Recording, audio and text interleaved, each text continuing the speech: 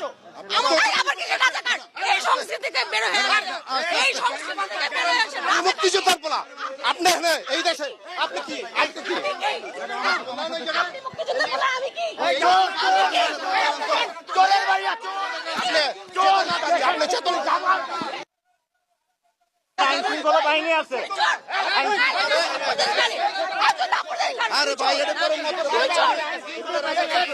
আপা আমার সাথে আসেন, আপা আমার সাথে আসেন, আপা আমার সাথে আসেন না। মুক্তিযোদ্ধা বাংলাদেশের সব রাজাকার, বাংলাদেশের সব রাজাকার। আমার সাথে আসেন আপা। এই আপনারা তোলেন, ওদের ছবি তোলেন। বাংলাদেশের সব রাজাকার, বাংলাদেশের সব রাজাকার। দেশের শত্রু আপনি, দেশের শত্রু আপনি। এই মুক্তিযুদ্ধের সন্তান, এই মুক্তিযুদ্ধের সন্তান। আপা আমার সাথে আসেন, আমার সাথে আসেন, আমার সাথে আসেন, আপা আমার সাথে আসেন, আপা আমার সাথে আসেন। এই শিক্ষা আরে আপা আমার সাথে আসেন।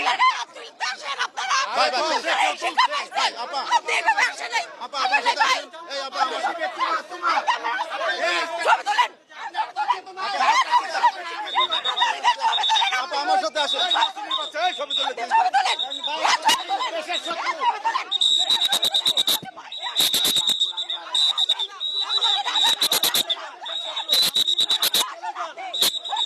আমার সাথে আসেন। আমার সাথে আসেন,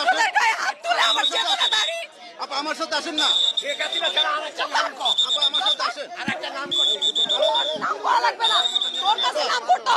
আসেন। অশিক্ষিত মূর্খ না, আমার নাম আমি তোর মতোই নাই।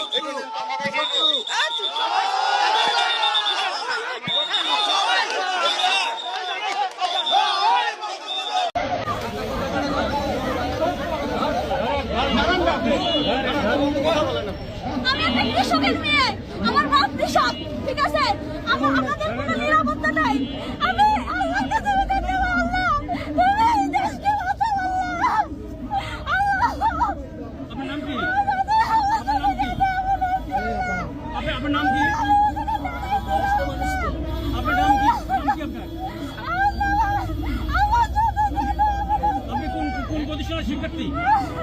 আমি বাবুরা ভালো টেকনিক্যালের টিচার, আমার সাথে এরকম কেন হচ্ছে আমি বুঝতেছি না। ওগুলো পড়ালেন টিচার? হ্যাঁ, খণ্ডকালীন টিচার আমি। আপনি এখানে সাত মাথায় কেন এসেছিলেন? আমি আসছি, আমার কাজ ছিল, আমি কাজ করে আমি যাচ্ছিলাম, ওখানে দাঁড়াইছিলাম, দেখি এখানে আন্দোলনের এখানে কথাবার্তা বলতেছে, আমি কাজ শোনার জন্য ওখানে দাঁড়ায় আছি। আর আমার সাথে এরকম করতেছে পুলিশ, তাদেরকে আমি নাকি দেশদ্রোহী।